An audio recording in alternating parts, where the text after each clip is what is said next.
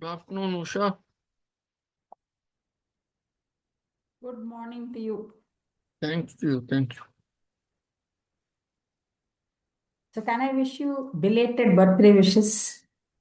Oh, certainly. So, Thank you. many happy returns of the day. Yeah. Hope you had a wonderful day. Did I send my highlights of my birthday? Did I post it? I posted it, right? Yeah. You're fortunate to have many siblings like Mohan. I have only one sister. Okay. Younger? Younger, yes. I'm the elder.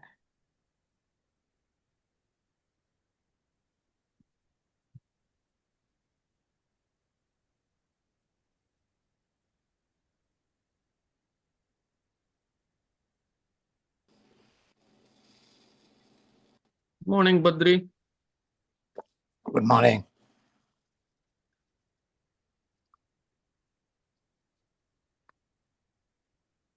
Start in about a minute. Oh, it's already 7.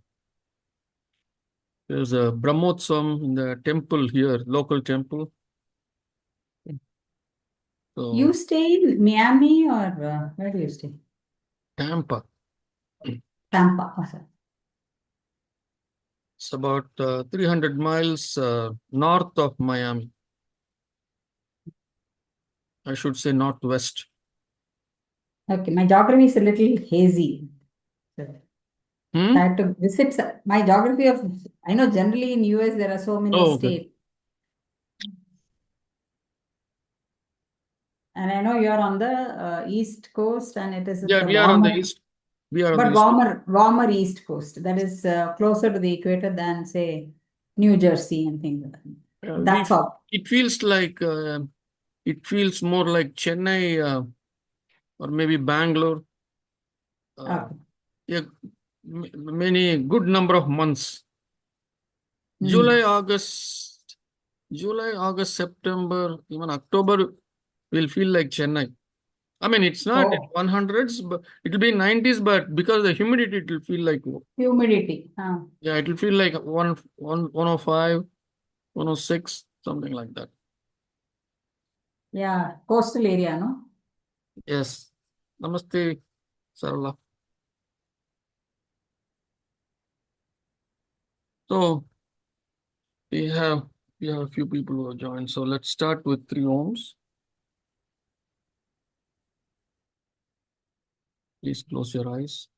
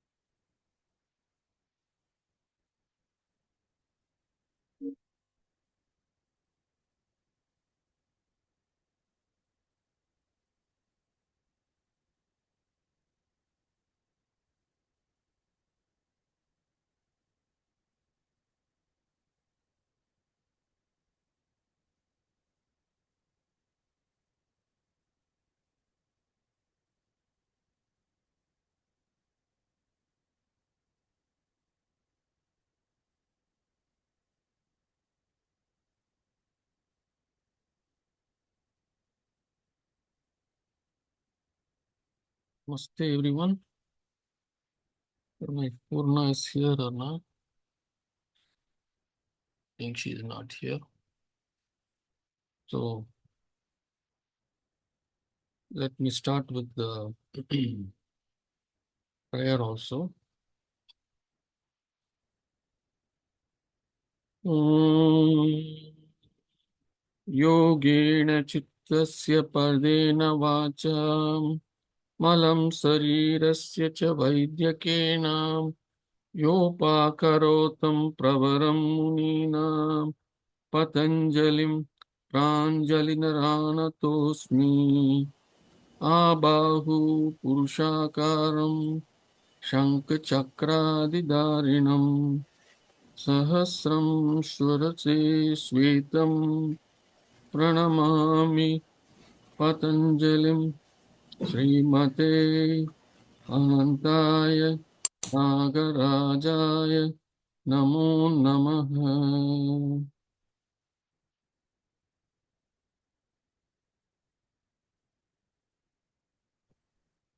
Mistake.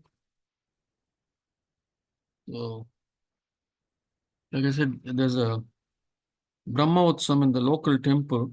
And, I think a few people may be absent because of that, and also some are traveling.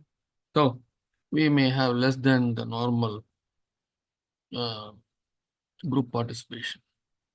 Having said that, let's quickly move on to where we left off last week. We left at Sutra 348, but we started last week at the Sutra 45. So let's rewind.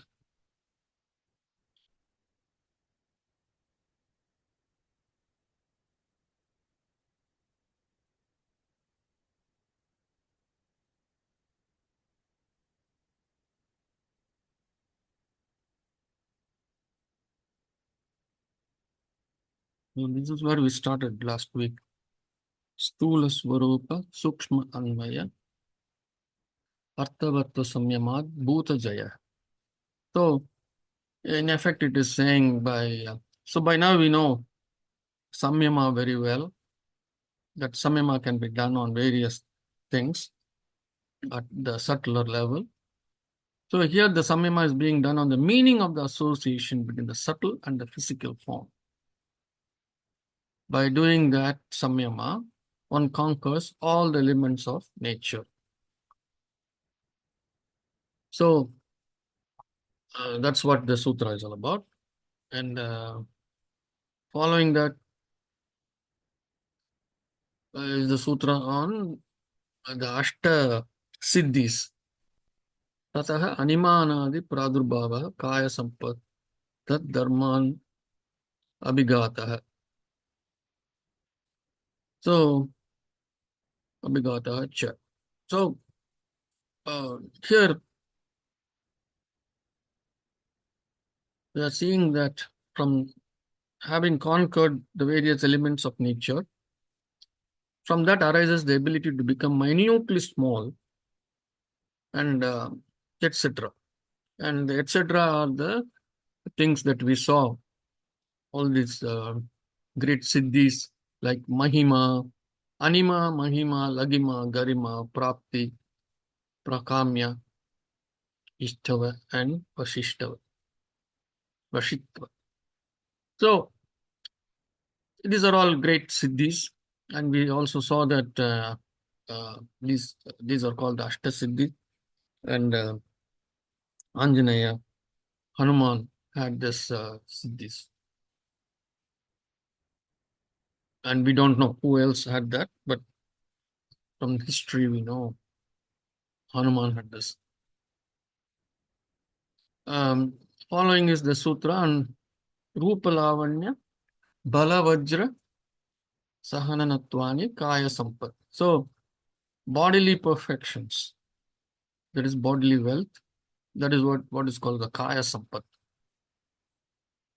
Sampat is treasure, Kaya is the body. So treasure of the body, that's what we are saying, bodily wealth.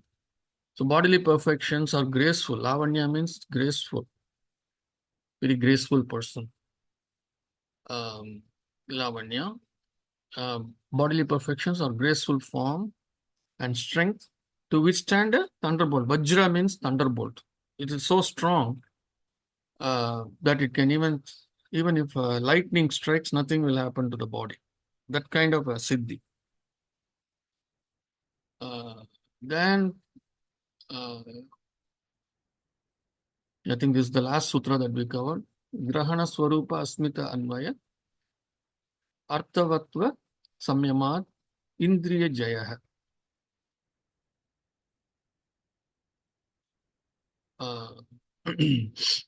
So here we have to see Grahana. Grahana means grasping. Grahana Swarupa. Swarupa.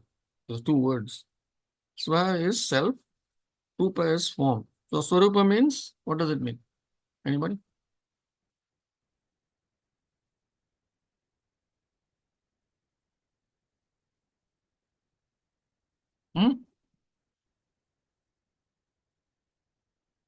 It's our physical form. That's what it means.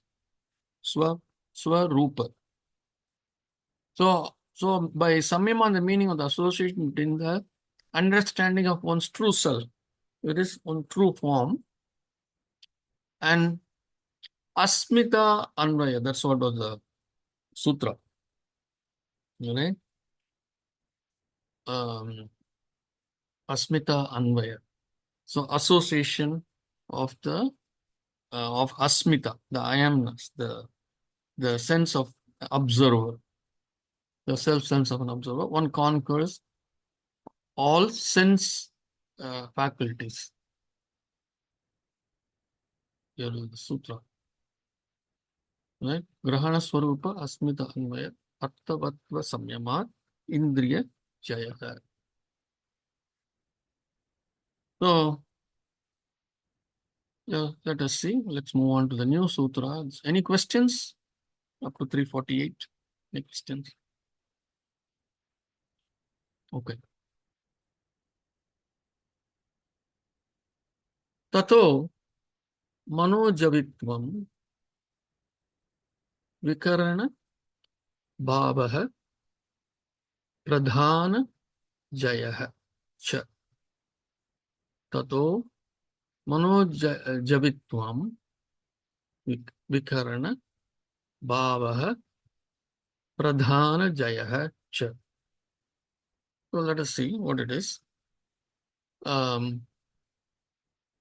Tato, it means from that, like tataha. Mano javitvam, movement with the speed of the mind. Mano is mind. Javitvam is the speed.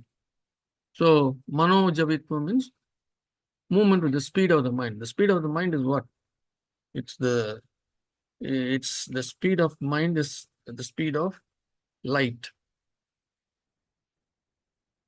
So with the movement with the speed of mind, vikarana bhavaha, the perception of being beyond the instrument, it means it implies ability to function without the sense organs. Pradhana, chief, Jaya, conqueror, Cha means and or also. So in summary, it means thus the perception of the faculties beyond the instrument, or organ, allows one to move at the speed of the mind and conquer the chief also. So let us see what he has given us notes here. Who is the chief? Yeah, that's what we're going to see. 45. According to Vyasa, this Pradhana Jaya refers to Prakriti, Vikara, Vashitvam, or control of the different aspects of Prakriti. I mean, different aspects of Prakriti. I mean, of creation. That's what it means. So the chief is, who is the chief?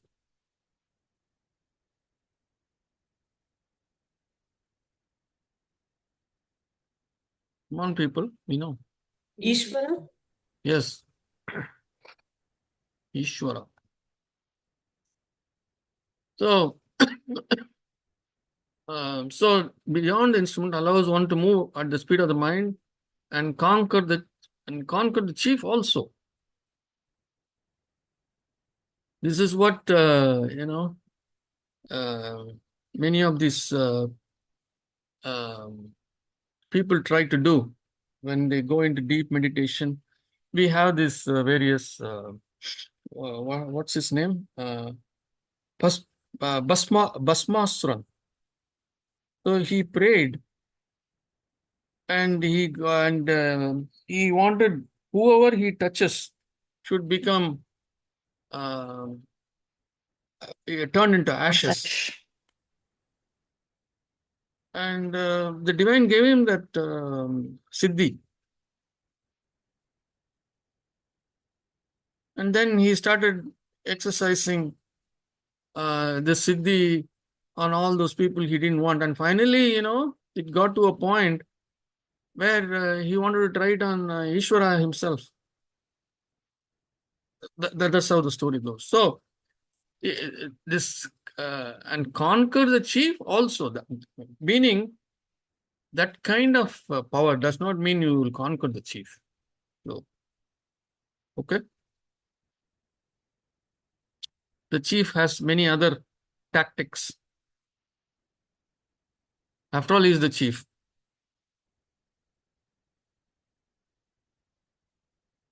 Any questions? Okay, let's move on to the next one. Sattva Purusha Anyata Kyati Matarasya Sarvabhava Adishtatritvam Adishtatritvam Sarvajna where is this? Tritvam Sarvajna Tritvam Cha.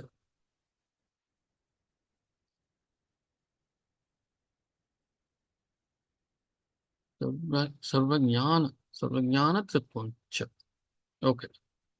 Sattva Purusha Anyata Kyati Matrasya Sarvabhava Adishtatritvam Sarvajnana Tritvam Cha. So let us see what this means. So by now we know Sattva Purusha means the chief, Ishwar. Kyati Matrasya. Knowing particularly that the Sattva Purusha is another different entity. Right? So we saw this in, he gave us this hint way back, he gave us this truth rather, way back in chapter 1, where he said,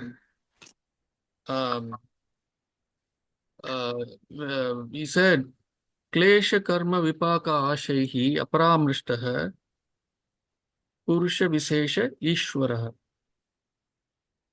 Klesha karma vipaka ashaihi aparamrishtaha purusha visesha ishvaraha. So he defined that because the sutra prior to that is Ishvara Pranidhanatva. That is, it starts with saying you can attain a siddhi, you can attain samadhi by surrender to the divine. And then he's defining the divine, who the divine is. So he said the divine is Klesha Karma Vipaka Ashaihi Aparamrishtaha Purusha Visesha Ishvaraha. This is Sutra 14. Or no, not Sutra 14, to Sutra 24. So he is saying that Ishvara is beyond the karma klesha cycle. That's why he says here, knowing particularly that Sattva Purusha, that Ishvara, is another different entity. It's a different entity.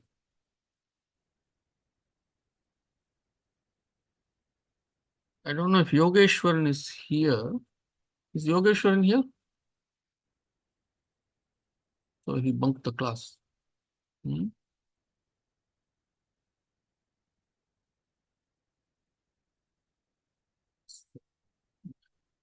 All right.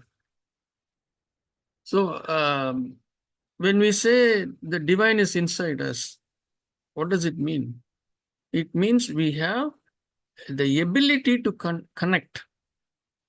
It is like, from Zoom, through Zoom, I'm connecting to all of you. So it feels as if that I am with you and you are with me, right? That doesn't mean that I am physically with you and vice versa. It's only a virtual connection. So similarly with Sattva Purusha, with Ishvara, it's a virtual connection. When do we become part of him? Anybody?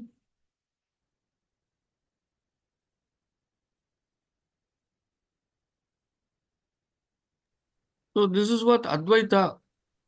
Awareness of After Sanyamya, when Huh? after Sanyamya, when a Nirvikalpa Samadhi happens, when we Nirbija get Samadhi. siddhis. You mean Nirbija Samadhi? okay, You mean Nirbija Samadhi? yes. Before that Nirvikalpa Samadhi also we are part of him, right? Savikalpa, Nirvikalpa, then come See, Nirbija. we are always part of him. We are always, that's right. Yeah. From the time we are born, we are always part of him because we have that ability to connect.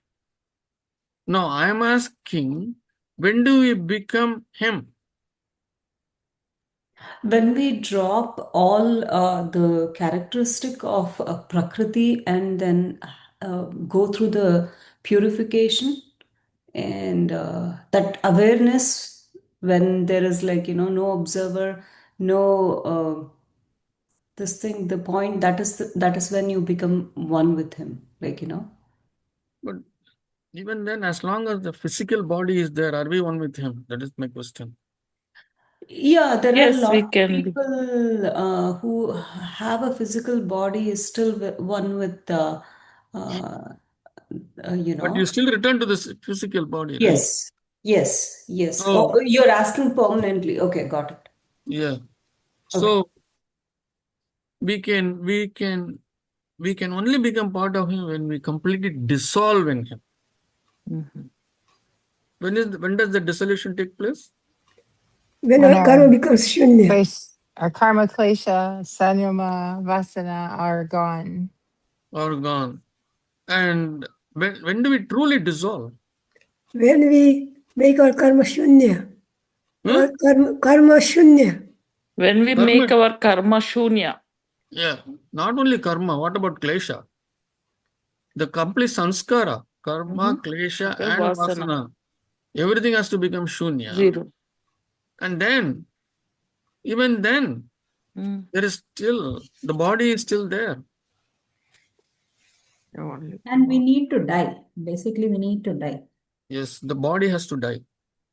And by the time our purity level must match with that of the Sattva Purusha. And then I did say this in the class that then the one piece of software, that is this connectivity from the modem, the Atma connectivity, that's the only program that is functioning. And when that is also demagnetized, that is when we lose our ID. That unique ID all of us are carrying, right? That's the time we lose that. Only then the chitta is completely destroyed. It is completely demagnetized, completely gone. Only then we become fully part of. That is the state of Advaita.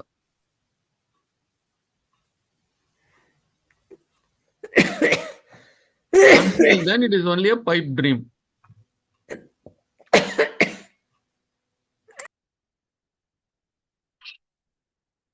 Okay? Understood? So, that's the meaning. Knowing particularly that the Sattva Purusha is another different entity. Until then, he is a different entity. So sarva. Sarva means all, everything. Bhava is orientation, thought, intent, state, even feeling for that matter. So that's what he's saying by state, intent, and all that.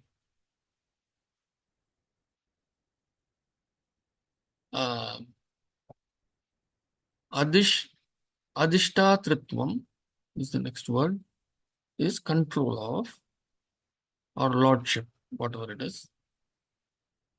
Sarva jnana tritvam, knowing everything. Sarva jnana. Sarva is all. Jnana is wisdom.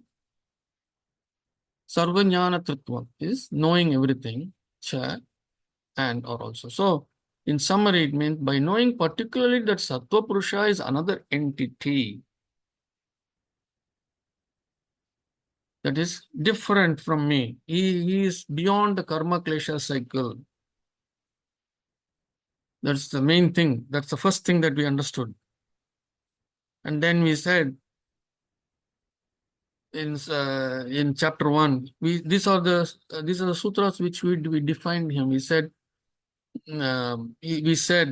klesha karma vipaka ashahi aparamrishtaha purusha visesha ishwaraha. So we said he's beyond karma klesha cycle. Then we said tatra niratishyam sarvajna tattva bijam. There in that Purusha is the source of all wisdom. Bija. Bija means seed, source of all wisdom. Sarva jnana. All wisdom, jnana. Then we said, sa esha purvesham apiguruhu kalena anavachchedat. I mean, or eons, timeless. Kalena anavachchedat. Sa esha purvesham api guruhu kalena anavachchedat. He is the guru of all gurus from time immemorial. He is the only guru. That's the sutra. We saw that. And then following that we said tasya vachakaha pranavaha. He communicates or he speaks through pranava. Tasya vachakaha pranava. Pranavaha. Pranavaha is that Om. That is the carrier through which the intelligence will come to us, the wisdom will come to us. Like how radio stations, TV stations, everything has a carrier wave on which the intelligence is put on and sent to us. Similar to that. Tasya vachakaha pranavaha. Then we said tat japaha, tad artha bhavanam. When you do japa on that Om, tad artha bhavanam, you will understand the meaning of that, of Om. And then we said tataha, from that, pratyak chetana adhigamaha api antaraya abhavaha cha. From that, pratyak chetana, the chetana part of us, which is the artificial intelligence, the ability to modify the programs. What programs are we talking about that we want to modify? Karma, kleshas. klesha, and vasana. So we want to create a new sanskara, a new program, which can control and silence all these things. And then also burn away all this, demagnetize all this karma, all the sanskaras, correct? So we are talking of that. We are talking of all these kinds. A new sanskara has to come, a new program has to form. Pratyak chetana. Tataha pratyak chetana adhigamaha, very quickly, api adhigamaha api antaraya abhavaha cha. And whatever obstacles, antaraya is obstacles. Abhavaha cha. Abhavaha is whatever obstacles are there, they are all taken away. Abhavaha is gone, finished. So he is that. He is that. So that is the entity we are talking about.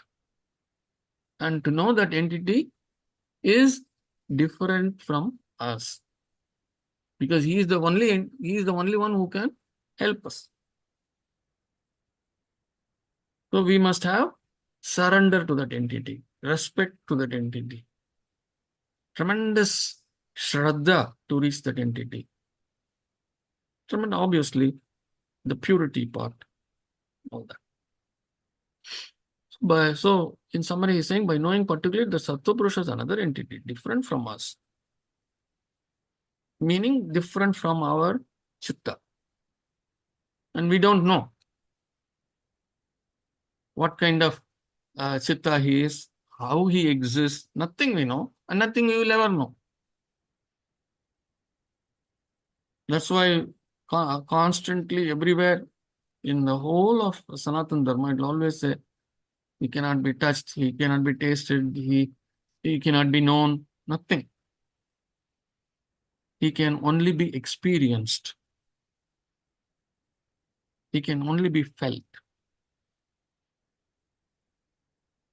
So by knowing particularly the Sattva Purusha is another entity, one gets control over every orientation and knows everything. We know that part by samyama, and with the connectivity, every question that you ask, the answers will come from there.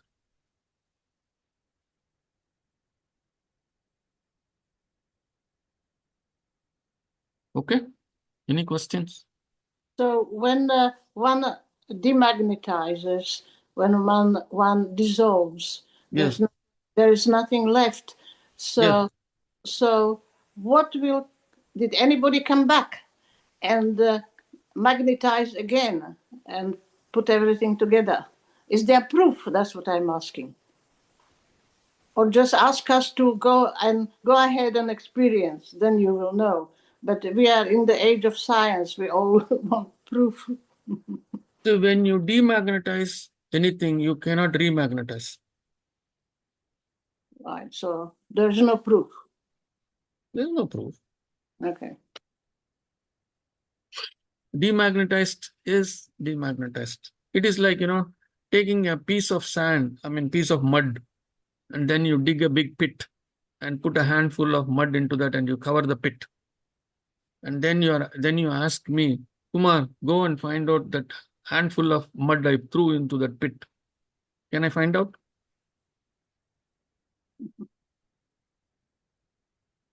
Can I ever get it? I can never get it. Well, if you know everything, you can. No, even then, that everything is gone. Okay, I'm just being silly. Yeah, I know. I'm being equally silly with you. Sorry. I had a question, Kumarji. Yes. So, I understand to an extent the structure of this whole Patanjali Yoga Sutra, where we discussed about samadhi, and then we discussed about how we obtain that samadhi stage in sadhana. But Vibhuti, I was under a impression that these are some, what do you say? A little bit of siddhis that can occur from samadhis. I like this particular chapter. I mean, the third chapter feels like people the tendency that people might it's like a carrot dangling, one thing, because people might go after siddhis. Second one, why in this particular sutra 3.5 that very strongly mentioning the dualistic philosophy here, like what when you say orientation, what is that we are trying to? I mean, I did not understand the essence of it. Bhava, orientation, intent or state. Like, what are we trying? So, isn't it the stage of samadhi, um, trying to get away from all these things, right? Trying to get away from what? like, the intent, the orientation, like, reach the stage where you are free of all this intent or thought process. When we say orientation, it is about understanding how the creation took place. It could be one of them. Okay. How the various planets are suspended and moving around without falling off and disintegrating. Those kinds of things I'm saying. As an example, I'm giving. There can be so Okay. many different things. See, Okay. if you look at temples in India, which are thousands of years old. At least I know one temple in South Tamil Nadu, in Tanjore, which is 1,000 years old. They celebrated 1,000 years anniversary about maybe about 7 or 8 years back, or maybe 10 years back. And recently they celebrated, 2 years back, they celebrated the 1,000th anniversary of Sri Ramanuja, the proponent of Vishishta Advaita. We will see the sutra in the next chapter. We saw that. And there are temples which are more than 1,000 years old, 2,000 years old, 3,000 years old temples are there in India. And some of these temples, it is constructed in such a way that the sunlight will come through that structure, the window, where there are hundreds of windows. And through one window, it will come through that structure and fall at the feet of the divine or on the forehead or whatever. Even today, on one particular day, in some of these temples, it's still happening. On one particular day, that sunlight will reach the feet of the. So what I'm saying is, it was not modern mathematics. They didn't have any of these engineering skills. How did it happen? Well, they have, in old times, they have lots of knowledge that was lost to us. Correct. Lots of buildings were built. We have no idea how, why. But if you go to Egypt, you go to pyramids. Yes. One great pyramid has also got one opening, one window towards the top, that through one day of the year or so, the light goes through, and it is directly, you will see a star. It is in similar to some of the god or Sirius planet, not a planet, a star. You will see Sirius if you are inside the pyramid. Now, what we don't know anything more. Just we observe there is such a phenomena. That means they knew lots more about the world than we know now. So that's why we saw a sutra earlier that it said, Bhuvana Jnanam Surya Samyamat. By doing a samyama on Surya, you get the knowledge of this universe. Bhuvana Jnanam. Bhuvana means universe. Bhuvana Jnanam Surya Samyamat. Right? We saw the sutra earlier in this chapter. You all have forgotten. It was the beginning of the Siddhis. And then, following that, the sutra said, 227, sir. Chandre Tara Vyuha Jnanam. By doing a samyama on moon, you get the knowledge about the formation of the stars. Tara means stars. Tara Vyuha. Vyuha means formation of the stars. Vyuha Jnanam. And then we also saw the next sutra was Dhruve Tad Gati Jnanam. Dhruve is the pole star. With the help of the pole star, Tad Gati means movement. So with the help of the pole star, you get to know the movement of the other constellations, of other stars and constellations. Tat Gati Jnanam. So it goes on like that. Nabhi chakre kaya vyuha jnanam. Nabhi chakra, the chakra, the Manipura chakra, the chakra in the navel, behind the navel rather, is the jnana about all the various organs in the body, how they are organized. Kanta kupe kshuk pipasa nivrittihi. Anyway, I can go on chanting, it's not necessary. What I'm saying is this movement of the stars, orientation of the stars, that is what we are talking about here. Orientation, thought, intent, state, all that. It's not only the stars. I'm saying orientation of so many things in the universe. So everything can be understood. So until now, we knew about the world, how it was, and there's writings from 5,000 years ago in Babylon. But Mhm. a few months ago, they discovered some other writings and they tested it, and it goes 10,000 years back. So all it needs to be deciphered what it is. So let's wait a few years and we'll know more without attaining, without meditating. Yeah. Actually, it is very coincidental. You mentioned about Babylon. Only this morning, before coming to the class, I chatted with Ashwini and brought up this song. Yeah, you will remember. By the rivers of Babylon. That Boney M song. I, Yes. I, There I quote, where we were. yeah, I quoted that song to her and I said, we Disco, grew up. it was a song. Huh? It was a disco. When Yeah, it was a disco, yes. disco, we were singing also in the rivers of Babylon. Yes.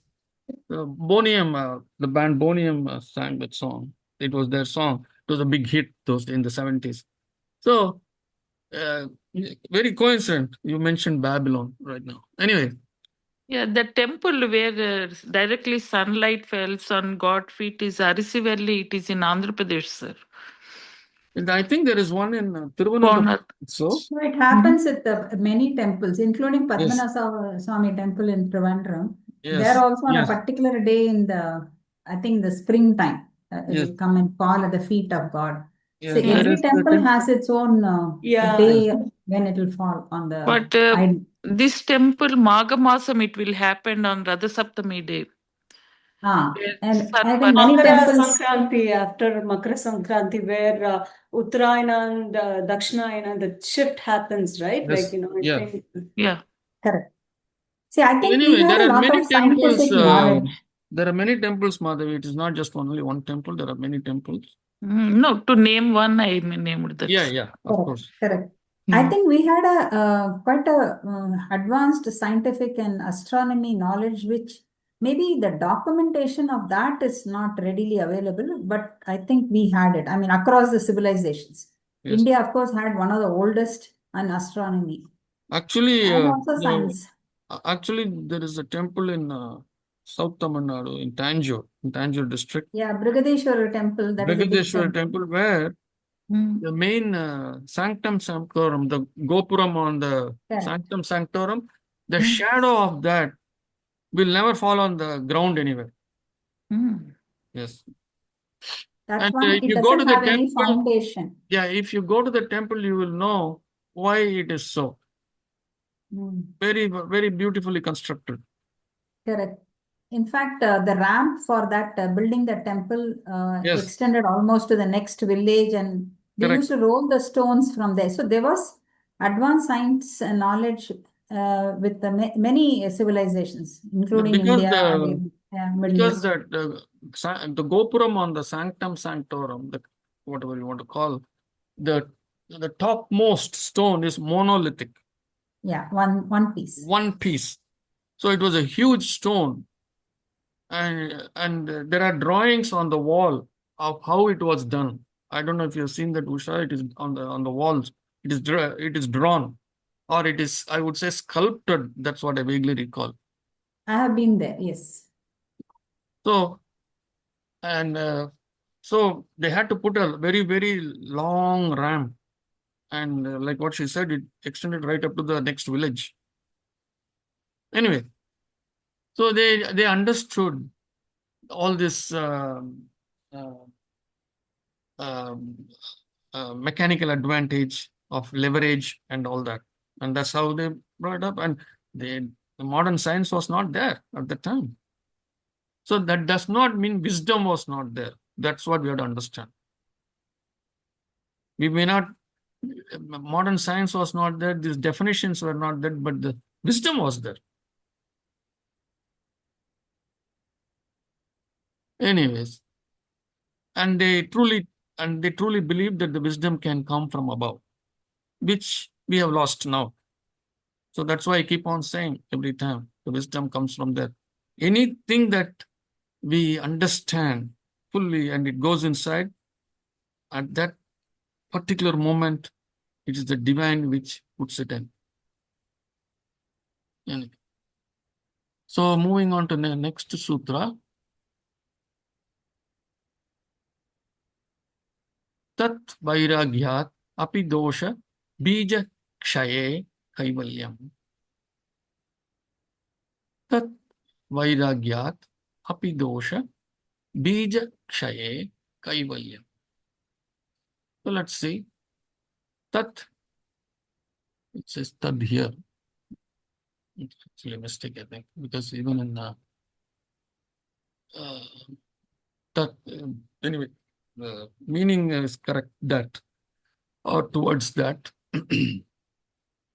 Vairagyat, by or because of detachment, right? We know vairagya, detachment, correct? Vairagyam is detachment. Vairagyat means by or because of detachment.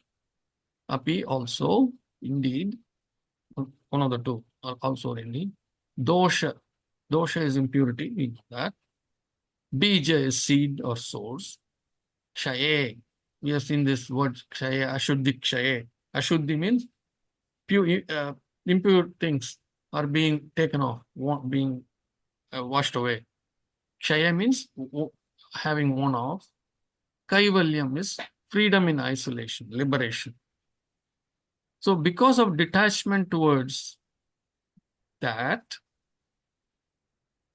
what is that? The ability to control everything.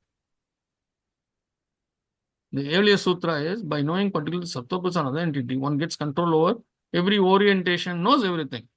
It is your sutra, Ashwini. Why you are asking, why should we know that? Yeah, I did not expect it to come so fast.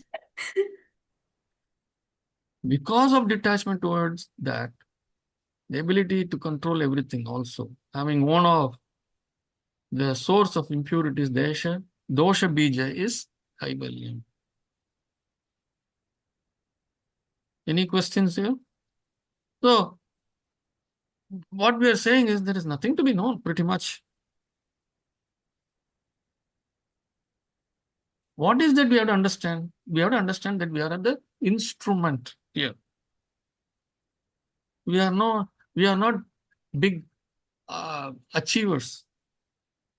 Whatever we claim as achievement, it has come from there. This Nobel Peace Prize is being given to so many scientists, right? Each scientist knows that it is not their intelligence. It came from above. So the Nobel Peace Prize is actually an offering to Ishvara. That's how I take it. You can ponder on that. So because of detachment towards that, all those earlier things that we wanted to know, the control and all that, the ability to control everything also, having worn off, the source of impurities, dosha bija, is gone. So in that is kaivalyam, freedom in isolation, freedom from everything, liberation, total liberation.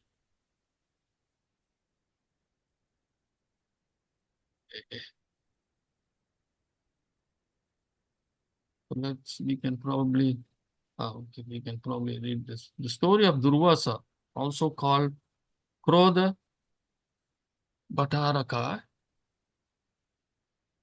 and the king Ambarisha from the Bhagavad. This is the one I was talking about earlier, where I want to get control of everything, even control of God. So this is the good one. The story of Durvasa and the king of Ambarisha from the Bhagavad Purana come to mind when one thinks of Sutra 50. The story also clarifies such notions as Aham Brahmasmi. I am God, correct? That's there in our Veda. Aham Brahmasmi. Tattvamasi. So these are all from the Vedas, from different Vedas. So it says, I am God. Aham Brahmasmi. Inside me is God. Aham. I am God inside. So Durvasa, who was a devotee of Shakti, thought he could do anything because he could control all of the energies of creation. So he got the control of of all the energies of creation. So even inanimate things, inanimate things, everything he could create. But when he tried his arrogance at King Ambarisha, a person who was fully surrendered to the ultimate, that Ishvara, and thought no special powers, it backfired on Durvasa. Durvasa had no refuge anywhere except with Ambarisha. I mean, Durvasa tried to construct his own, what was that?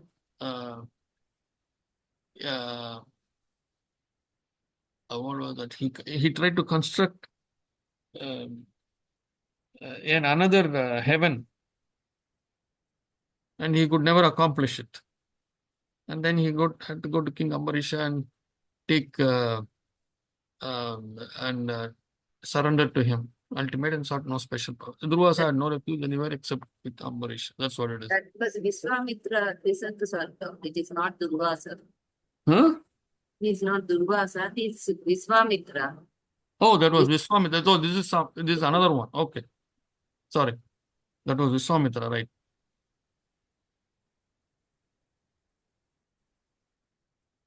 So Kaivalyam is that freedom in isolation is really liberation. Freedom from the cycle of birth and death also goes along with the idea of isolation, since interaction will end up with commitments and loss of freedom. So that's what happens to us. Interaction ends up with commitments,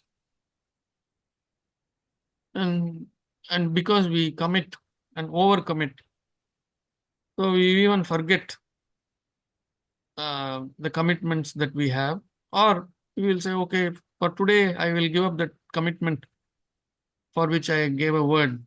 I will let go of that commitment and take this new commitment. So these things we do. So since interaction will end up with commitments and loss of freedom. So whereas in Kaivalyam there is complete, it is freedom in isolation. While people may not realize it, that even in normal life, the more one interacts, sooner or later one ends up with real or implied commitments, and suddenly our time availability and freedom to do what we want is gone. So today there is a Brahmotsavam, and today there is at 7 o'clock this class,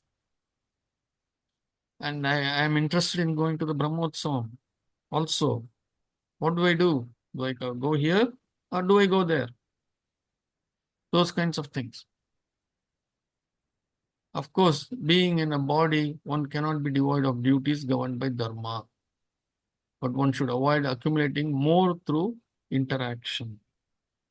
The idea of Kaivalyam is not simply after leaving the body, it is the goal of yoga, living in the body.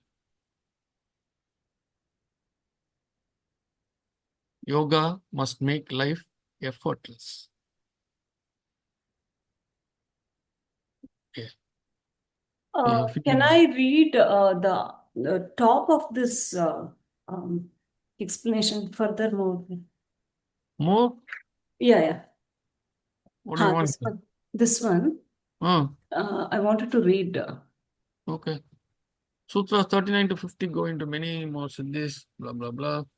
The word pradhana in Sutra 49, translating as chief, is understood by Vyasa and most authors as prakriti, Mhm. and BKS Iyengar as mahat. Okay. So these are all the Indian philosophical language to describe the first creation of God, the master program, out of which all of creation takes place and is managed. It would appear that this ability to control allows one to have all the abilities of God in dealing with creation. The only catch is God should allow it so that one does not get in the way of God's plan. This involves recognizing that one can never be God.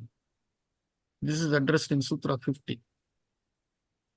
Understanding oneself to be different from the Sattva Purusha, or as we would understand it,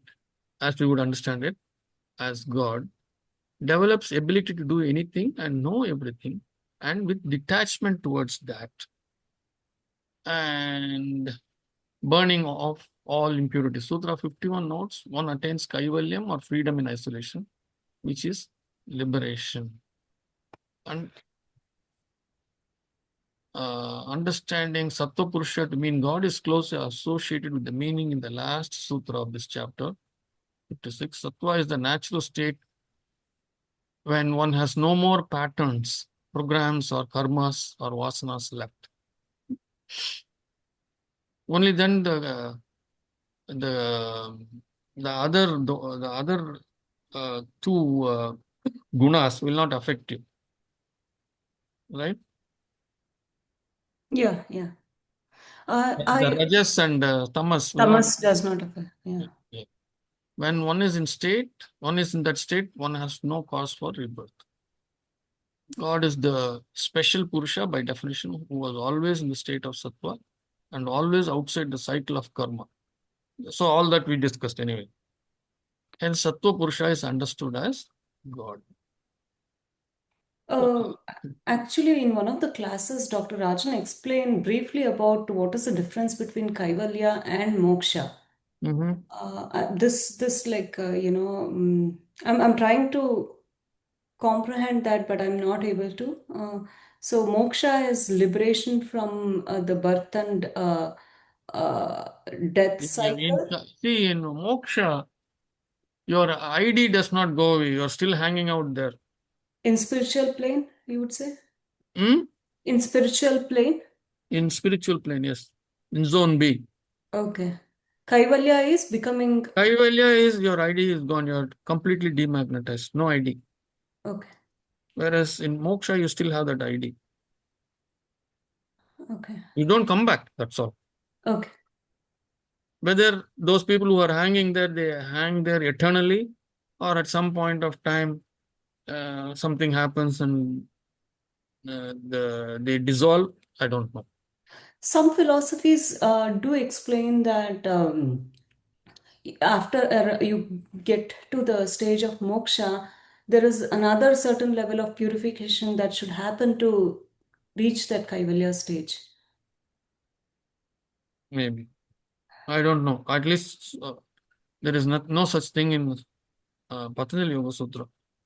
So to attain that state of moksha, you cannot be alive, is it? Or you can still be? You are dead. Moksha is, that is why we say Jivan Mukti, Jivan Moksha and all that. So even when you are alive, moksha is what? Absence of rebirth. Correct? That is moksha. So if you get rid of all your karmas and you remain clean, you can have that state of moksha right here. You mean you can still, the physical body is still alive? The physical body is still alive, yes. But in They don't call it Kaivalyam, as moksha, they call it as mukti. I think that's how they probably slightly, they will say jivan mukti. That is, you are in the state of moksha even while still alive. whereas in Kaivalyam, you are not alive. That is, the physical body is not there. Actually, there are also, one can, although it doesn't say that that ID is gone. That's what is Kaivalyam. There is no ID. So to me, if the ID has to be completely gone, although the ID is not part of the body, correct? The ID is part of the chitta, right? The ID is not in the in the body. The ID is in the chitta, correct? Yes Yes. or no, people? Yes, but what happens to the physical body? The physical.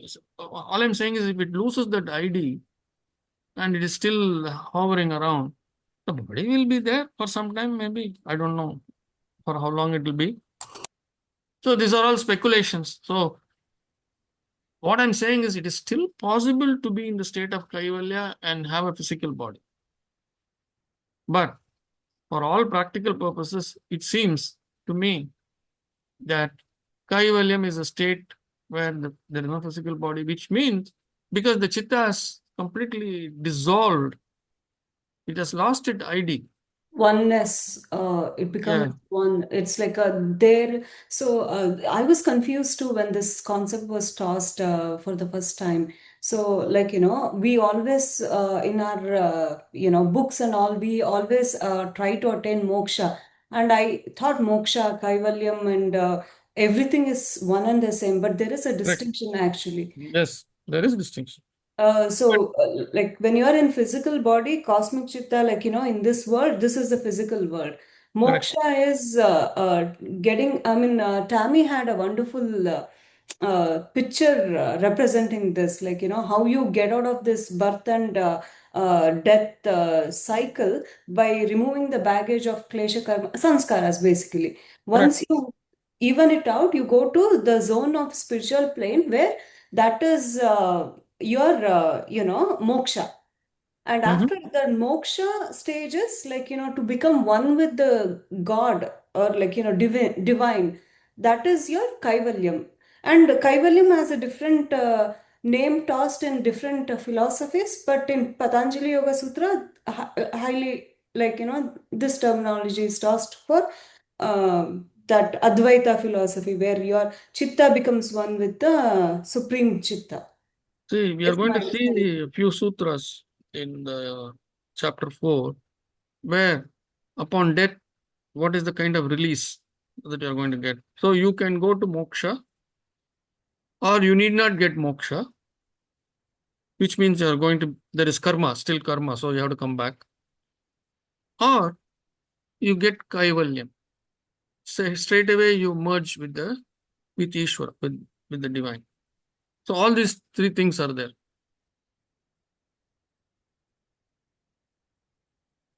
So it is not necessary that you have to make a stop in zone B and wait to get to Kaivalyam. You can bypass that, and from this physical body straight away you can go to Kaivalyam, which means merging completely with the divine. Thank you, Kumarji. This paragraph was very extremely useful. Anyway, it's Dr. Rajan's writing, nothing to do with me.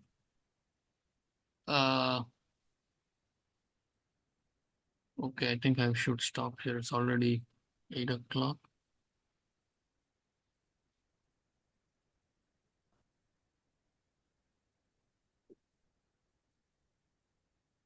We stop here. 3:51. Next week we will complete this chapter.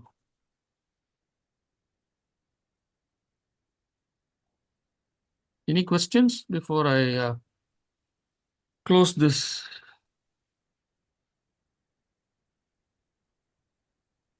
Close this presentation. Okay. All right.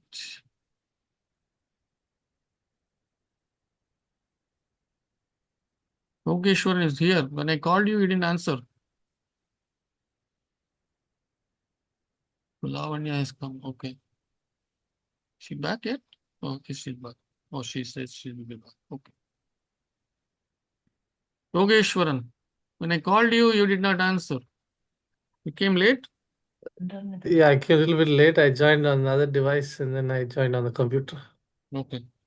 You spoke a lot about um, Advaita, so I called you Oh, okay. to get some clarification on Advaita.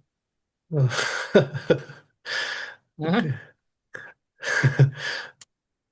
Or to, I mean, my intent was to put you on a hot spot, Oh, okay. hot seat. Mm. So Ishvara protected you.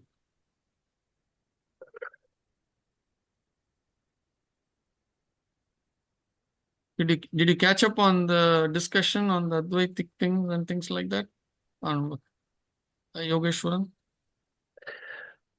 Yeah, I mean, I watched that video. So, No, not video. Today's discussion. yeah, I've been listening to what you're discussing here. No. What I'm saying is, did you understand what was going on in the class?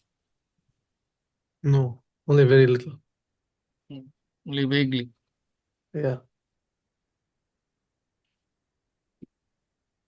And that's we have to do yoga or something. Yoga is essential, I think. Yoga is essential, I think. That's what I took away.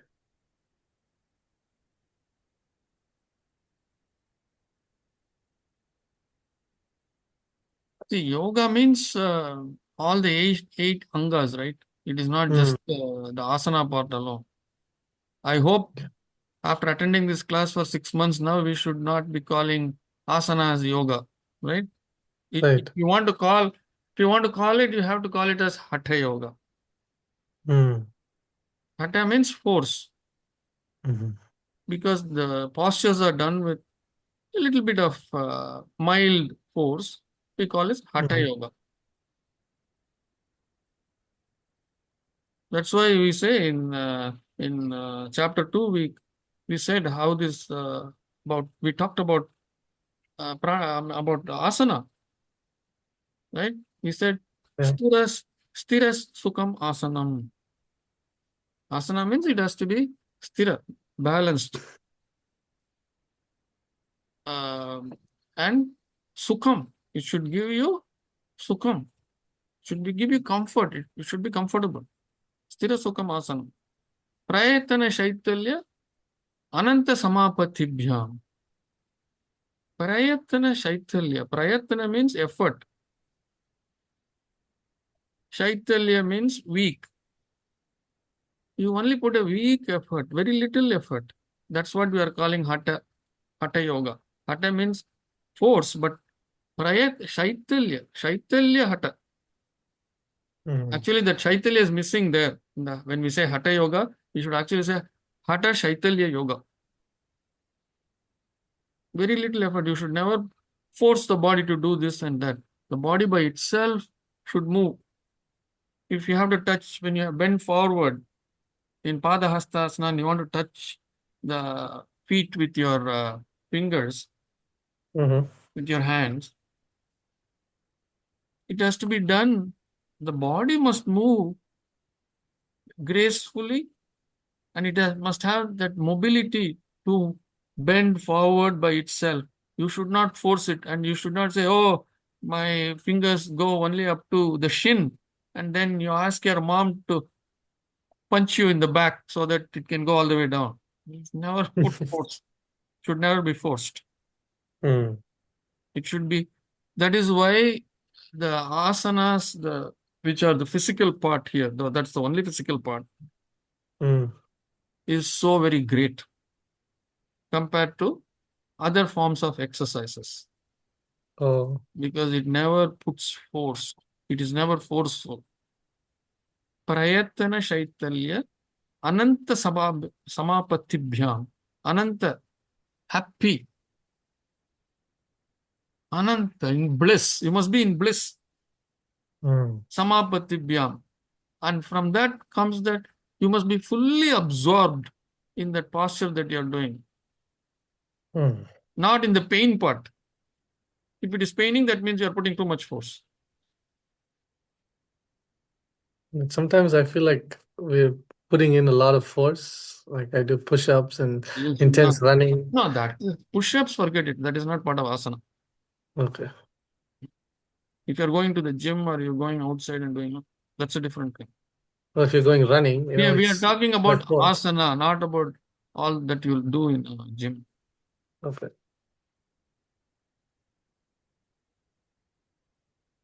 And then these two sutras are very important.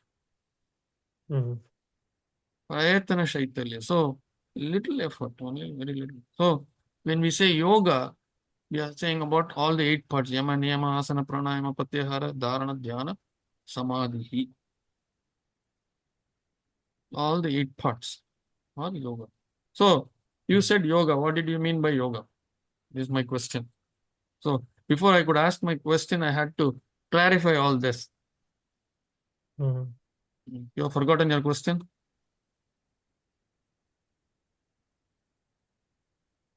No. You said something. No, I felt like yoga being in equilibrium or in balance and not out of kilter. Like being in balance, unison, or being in balance or harmony. In that sense, I meant yoga. Okay. Yeah. Yes. That yoga is a higher level of yoga. Correct. It is internal. Antaranga yoga. That balance, that shanti, all those things will come from that Antaranga yoga. The yoga itself is split into 2, right? The 8 things are split into Bahiranga yoga, Antaranga yoga. The first 5 are called Bahiranga yoga. Because they are dealing with the external elements. When we say external to the internal, that is this body. It is dealing with this body. The other 3 are purely internal. Purely internal meaning purely mental, purely concerning the chitta. Purely concerning the software.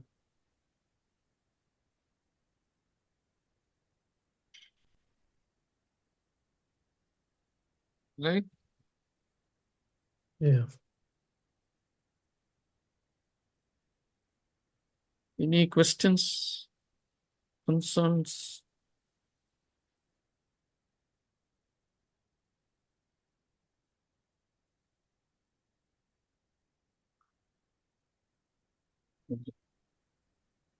I posted something yesterday and asked all of you to read through that and come up with some kind of theory as to how this lady who was in coma and the doctors had given up. Did everyone read it?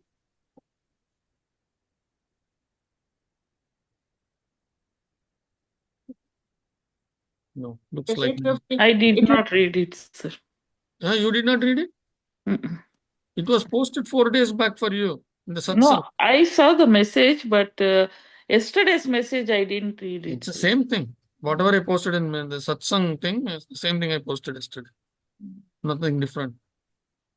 You read that newspaper cutting? I read the news in Telugu also. The same thing. Nothing different. This goes in line with what I saw once. I saw a film how peasants in South America, those I don't know, the old tribes, how they revive their drinking colleagues. The camera was on, they were drinking, having nice time, and then suddenly one of them dropped dead.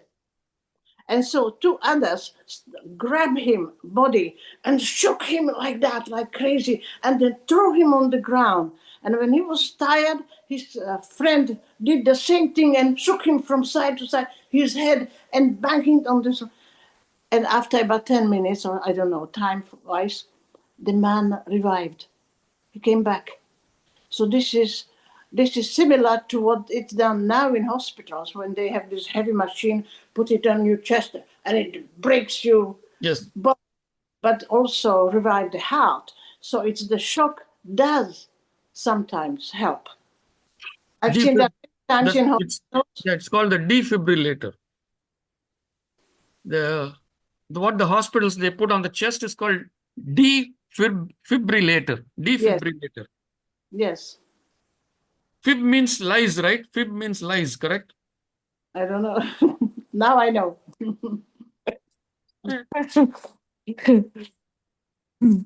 You say too many fibs, we say, right? So, defibrillator. So this is taking the lies out. Anyway, I'm just kidding. That fibrillation means the heart is not functioning the way it should. The electrical impulses in the heart are not happening the way it should. So a defibrillator is a machine to put it back into sync. From a spiritual perspective, that's what I wanted. How did this happen? That coma thing. From Yeah, coma. can I answer? Yeah, Usha, yeah, go ahead. Like our saint in the past, they put themselves in a samadhi and so slow breathing. The saint put them in the samadhi for months. And here, it happened to her by nature. Slow breathing.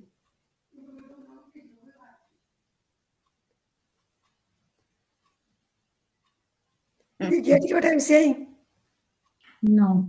No, when they put saint for the samadhi, slowly they will stop breathing. Same thing happened to her. It is nature. That's what she says. I got up to that point. I got. Yes. But it happened to her by nature, Yeah. not intentionally. So you are saying she went into samadhi? No, it happened by nature. She didn't go into samadhi, but she was slow breathing by nature. But she was slow reading by nature? Yes.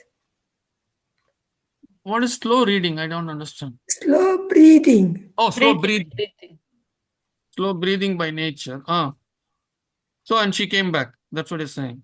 You're saying, oh, she was in a state of hibernation. That's what you're saying. Yes. Okay.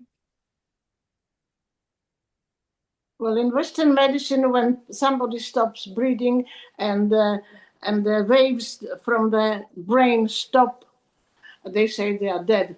But in yoga, we believe that body has got three bodies, and all these elements do not leave, but they don't go away instantly. It takes time up to 24 hours for fires to go, for water to go, for wood, and I don't know, all these there's 5 elements. So obviously the woman's, all those 5 elements did not leave the body, but through the shock, somehow they shook them back, forced them back. We will see of the 3 bodies, Karana Sharira, Sukshma Sharira, and Stula Sharira. We have 3 bodies, correct? Stula Sharira is the physical body. Sukshma Sharira is the vibrational body, the Chitta. And then the Karana Sharira is the main copy of the Chitta up above, into which we merged upon death. Right? Any doubts on that? Any questions? Everybody knows this. So, when the Sukshma Sharira disconnects from the body, that is when we say the Chitta is leaving the body. So that's when the person becomes, when the Chitta leaves for good, that's when we say brain dead. So, yes, Usha, you wanted to say something. No, you wanted us to connect to 2 sutras, this Correct. particular incident. You wanted us to look at 339 and 344. Correct. So, my... and I also said it should connect, it will connect you with the video. I also gave that where to look at Correct. the video instead of having to go through the entire video? So maybe in this particular case, the chitta was loosely connected with the physical body. And I mean, it is like, almost like if I were to say it, it's a stretch of imagination. The chitta was considering whether to leave the body or not. So that is when the hospital thought that the person has died, or he was in a coma, and they were taking him in that van. And the jolting, for some reason, actually brought the chitta into more closer binding with the body. So it's like the chitta left and came back. The chitta left. The chitta left. And why it left, we don't know. It left. And it came back. And we don't know why it came back. If you see the video, that's why I said watch the video. In that video that where I have given, I think no one watched it at that point. Did you watch it, Usha? I have seen it initially, the whole video about, this is but about Adi did Shankara. you, I specifically Not this said watch at this moment. Nobody No, did that homework. No, I didn't do that. Okay. Sorry. So that would have given the hint. That was the clue to say, Murali, the narrator says, when Adi Shankara's body came back after being with the king, when Adi Shankara's, not body, when Adi Shankara's chitta came back after being with the king's body, when it came back and re-entered his own body, it shuddered. It shook and shuddered. So that probably answers the question. So whether the shuddering came because the van went into the pothole, or because the chitta came, it shuddered, whether the shuddering, like what Tatiana was saying, they throw the body on the floor and, just like making the chapati dough, how they beat it up, and then the chitta came back.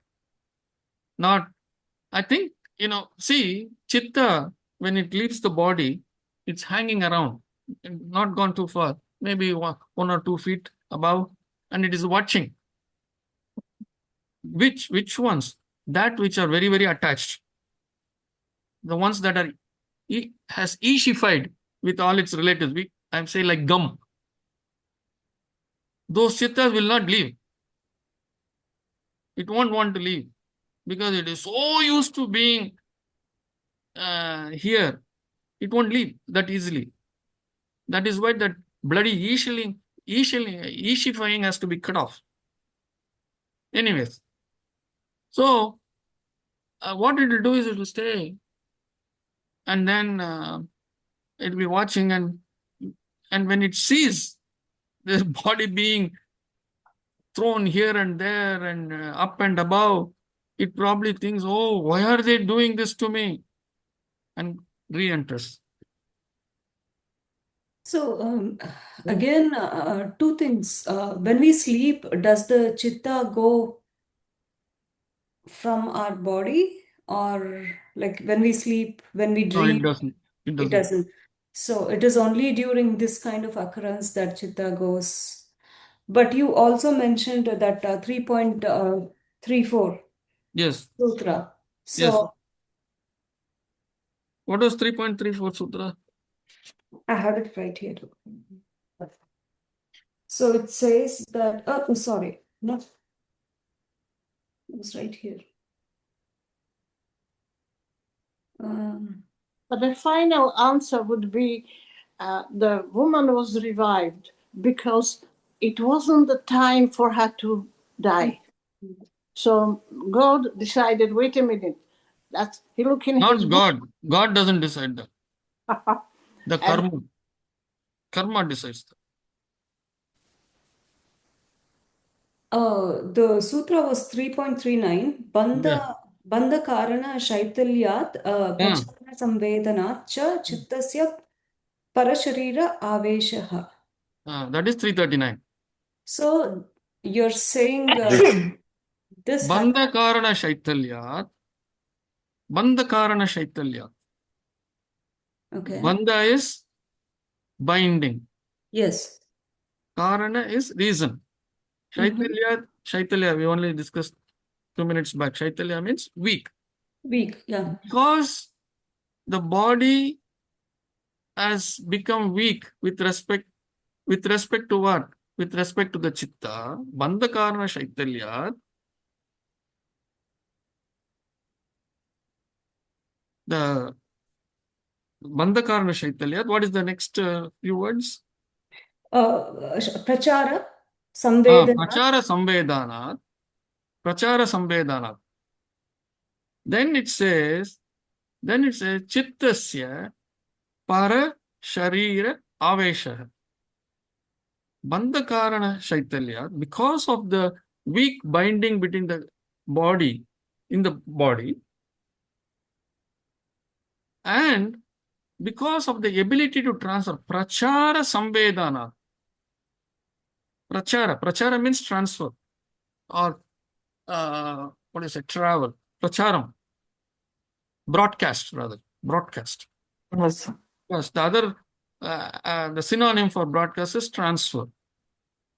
Prachara samvedana. Samvedana is feelings. Because of the ability to transfer that feelings. So, it says, chittasya parasharira aveshaha.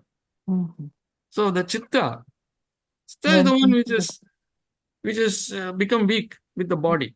Right? Bandha karana shaitalyat is with respect to the chitta. And he is coming back to the chitta part here. He says, chittasya, of the chitta, belonging to the chitta, parasharira aveshaha. So, this chitta can go and enter another sharira. And we saw this sutra with respect to Adi Shankara. That is how he went and entered into the king's body. So, all I'm saying here is, this sharira, this chitta of this lady had left the body temporarily for whatever reasons, we don't know. Like I said, in that during one of those retreats, I had this out-of-body experience. What is this out-of-body experience? Chitta moves away from the body. So I have a question. Yeah. Namaste. So, is there a condition that when the chitta moves out of the body, it enters avesha, wo bol raha hai na, it says like it is transferred into another body. So is there a condition that the other body it enters should be a dead body, or it can enter already a live body? A good question. Sutra doesn't say anything about it. Yeah. Yeah. Sutra doesn't say anything about that. Yeah. Sutra doesn't say anything about that. So we will. But it says like, when it is weak, there is a weak bond with the sharira, it enters into another sharira. So it doesn't say, there is no, it is not mentioned in the sutra that the other body should be a dead body or a live body.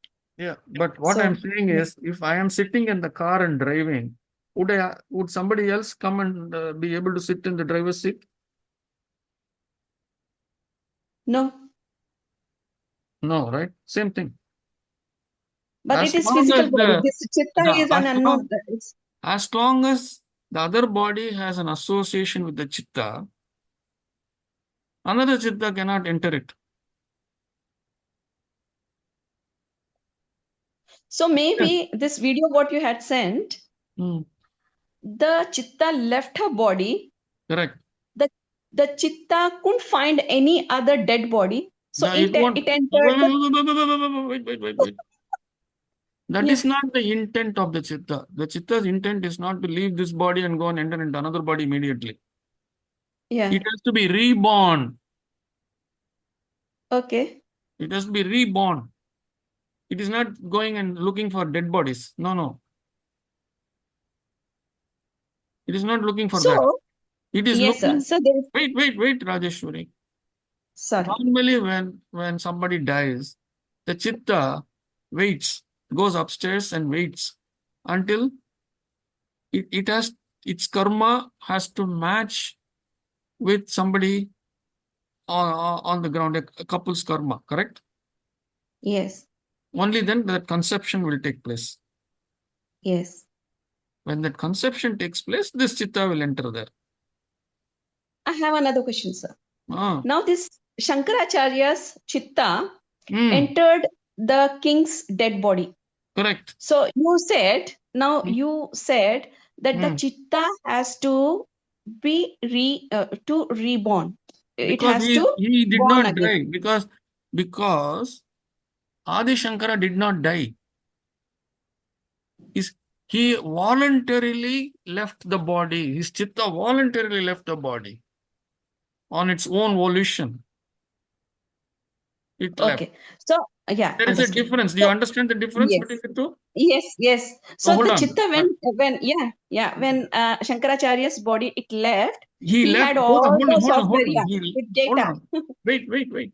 He left Yes, the sir. body only because through his siddhi, he knew that the king in the neighboring kingdom had passed away just then, very recently.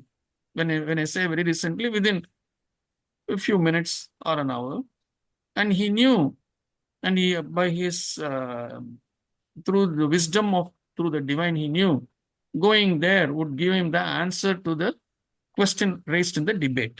Did you watch the video? Yes. Yes. No, No, you but I didn't watch know the about video. it. Huh? Sorry, no, sir. No, I didn't watch.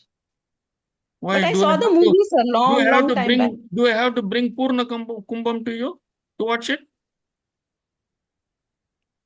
Why do I post these videos? And how many times I remind people to watch it?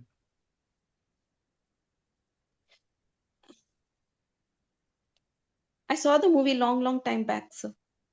It has nothing to do with that movie. Sorry. This is the narration of only one incident. It is not Adi Shankara movie. Why do you assume?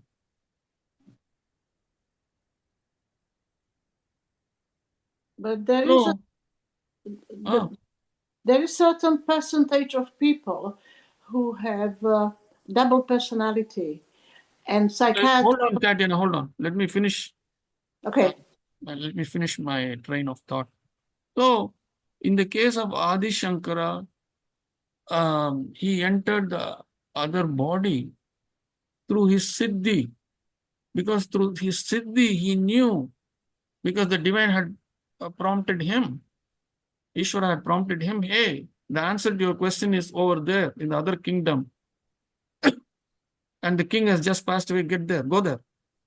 So on his own he left, his chitta left this body. In fact, he told his disciples to take care of his body, and he's going to be away for a few days. And he was away for about 29 days, 28 days, something like that. He was in the king's body for about 28 days. And then he came back. That's why I asked you to watch the video. I post all these videos for you to watch.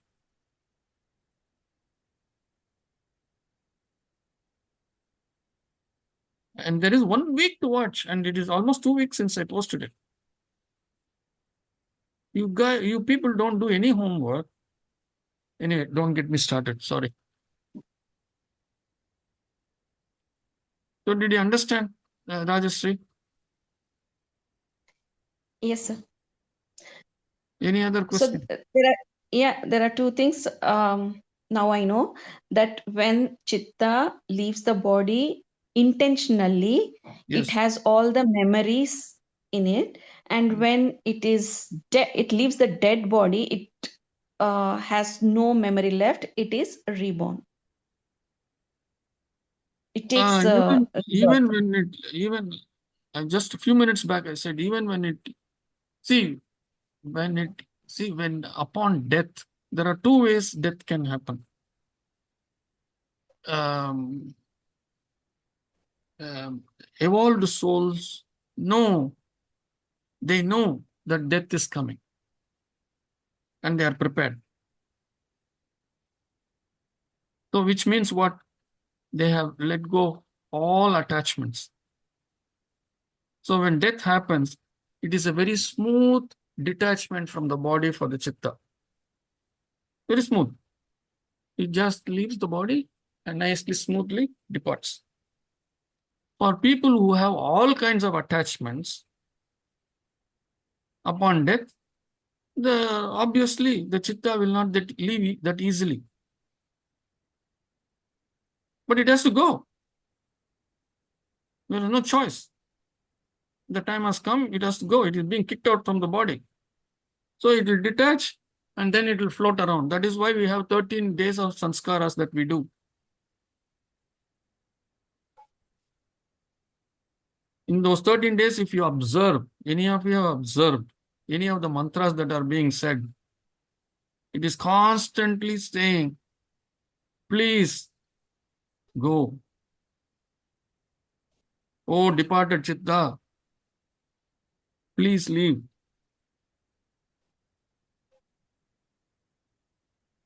And that is why immediately in the Hindu custom, that is why immediately the physical body is cremated. So that way there is no way it can come back. When it leaves, when death happens, death happens. And that's why very quickly they will take the body and cremate it. No keeping in the freezer and all that stuff. This is how the olden practice is that. The one part is the biological things, you don't want bacteria and all that. The other thing is, you don't want the chitta to come back. It's for whatever reasons. The chitta is still floating around because of its stupid attachments. And it is seeing people crying. When it is alive, nobody cried. They treated it badly. Maybe. They didn't give it respect. But upon death, everybody is crying. Maybe they even hired people. It does not know. In some communities, they hire people to cry. I'm not joking. This is a practice in some of the communities. They will hire people to. It's called oppari. That word is called oppari. That crying is called oppari. So Oppari. that has a different reason, Kumar. I think that's a good thing also. That's a cultural practice or a social practice. But it is supposed to help the close family who bottle up their grief to let it out. Crying is one of the best releases for grief. It releases the grief. Some people won't cry. So They have to cry on their own, not through somebody else. No, they will cry, but they have to be put in a situation which will make them cry, right? So that's why we go and say, Usha, tell me, your loved one has departed. What more situation do you want? No. See, you may bottle the grief. See, there are two aspects to it. One is bottling the grief. That oppari will not bring out the grief. No. Crying releases the grief. That is the what I'm saying is, psychological. if this is not shock enough, your loved one has died, and if this is not shock enough for you to cry, you mean to say you have to bring 10 people and all of them have to cry to make you cry? It is ridiculous, but it has got a different meaning. We'll go into that another day. It has got another meaning. Because even that so-called visiting and offering condolences. No, that's also a practice we have. No. The oppari has to be done by the person who is in grief, not by others who are being paid to do that.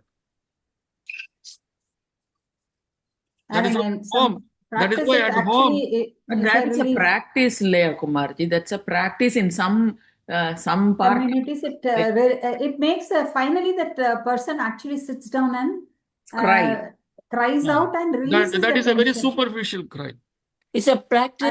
I don't agree, Kumar. Rajasthan. We will Yes. leave it at And that. their I Hindi movie disagree. are No, Bhutan. I Agree to see. disagree. I have studied about this. That's what I'm saying. But That's I why. am you hearing study That is is first very time okay, simple. about this, Kumarji. Upali. Anyway, let us not go into the discussion now. Yeah. We are No, but diverting. first time I'm hearing about this, sir. There's a Like hiding This is, people for I think, crying. There is some prevalent specific only in music very. also there for that song. Rudali, Yeah. Rudali is a movie on that. Rudalis, it is called in some North Indian community, Rajasthani communities, and I think it serves a good purpose. Okay, we will stop that discussion. Yeah. We will agree to Let's, disagree. yeah, we are going in a different direction. Let's come back to where we were.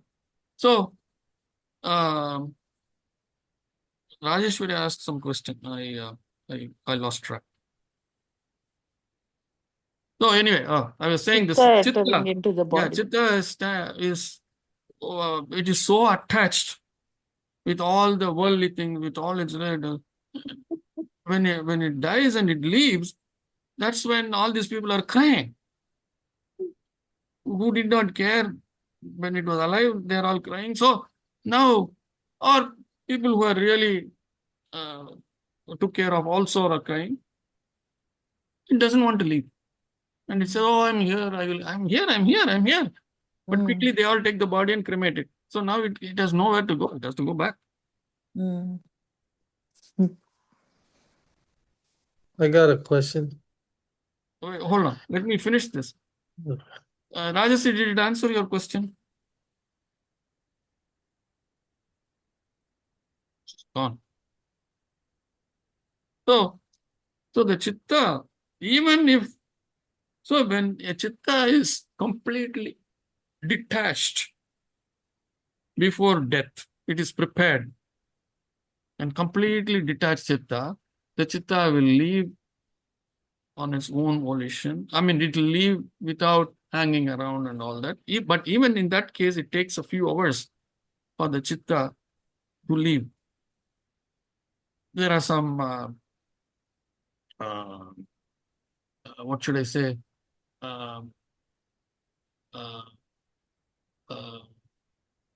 For it to format itself, because it has to format itself in such a way that it can go and merge upstairs. So the entire chitta has to come out of the body because it is all electromagnetic waves, right? It has to come out fully out.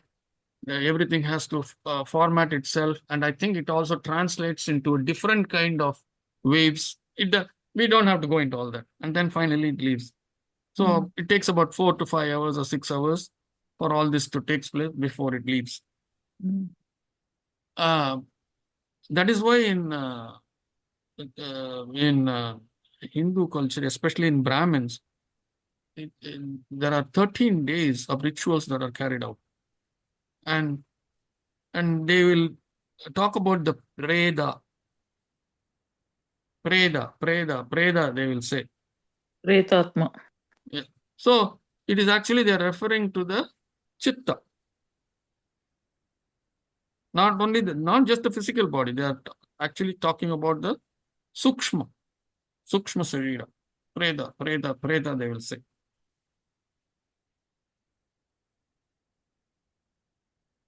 And at times, so it takes 13 days of rituals, and finally it concludes on the 13th day with kind of a purification homa, fire ritual, with which they say, okay, the soul, the chitta has finally left, and they will say it has merged with Ishvara. With or without knowing, the priest will tell you that. For all you know, it is still hanging there and is going to come back. But the idea is all the things that you do, or the 13 days of rituals, are to clean out your karma, the departed soul's karma, the departed soul's klesha, the departed soul's vasana, all the sanskaras are being cleaned out during those 13 days of rituals. That is why it is essential to do it, to understand them and do them with tremendous amount of interest and shraddha, intent. there has to be very strong intent that I'm doing this, whether it is for whoever it is.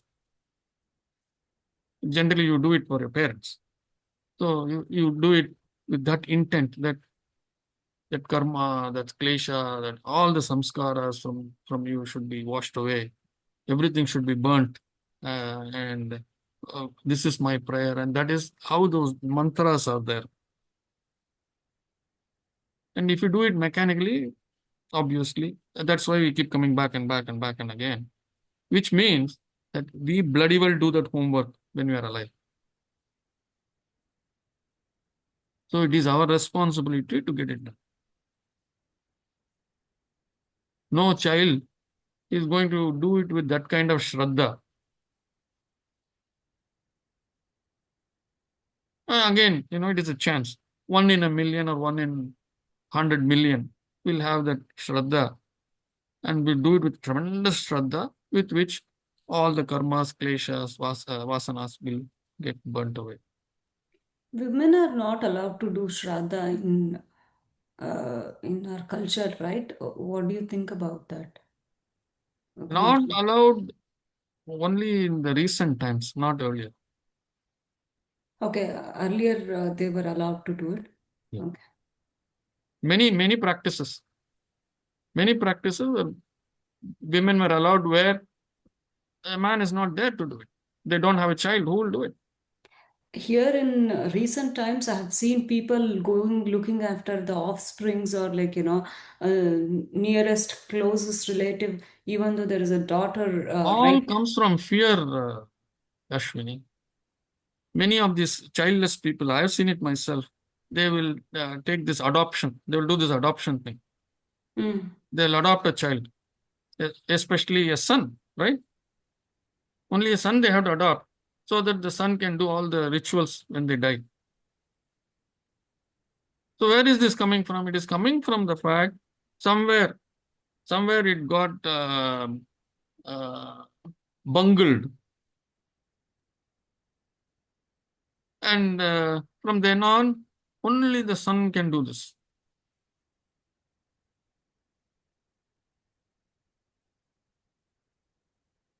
So anyway, those are all Shastra part.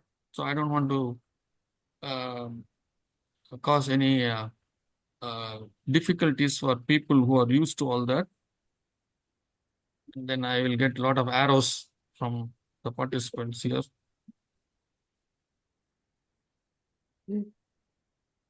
But Kumarji, I the can irrespective share of a the small. 30 days. Can I? Or you want to speak, Priya? That's fine. Now, one question I have based on the thing that we discussed, that the 13 days of things or 16 days of things, irrespective of they do it or not, the chitta will leave, right? Attachment, because it cannot stay for we do not know how long will it stay or something, but it will leave eventually, right? See, if it is a very attached chitta, it will leave at its own speed. It won't leave. It will be hanging around. That is why it is necessary for elders to detach. And for me, elders means starting from the age of 30.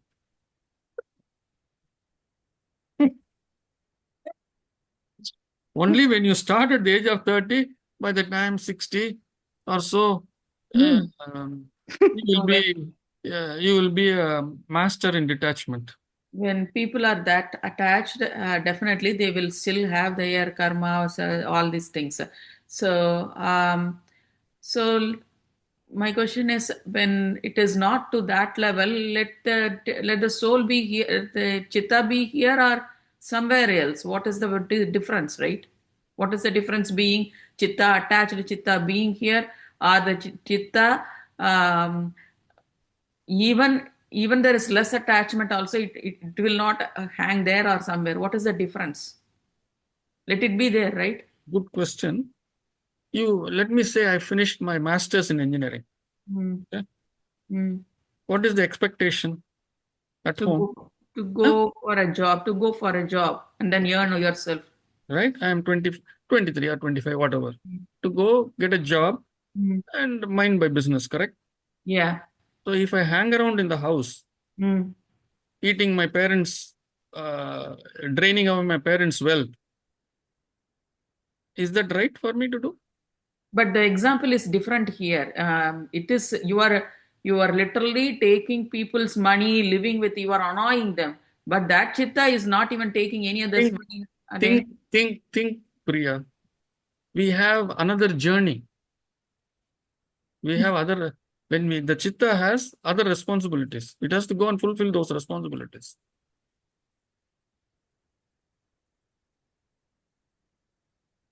It has to fulfill those responsibilities. Hanging around, it cannot fulfill those responsibilities. So that's why I gave this example.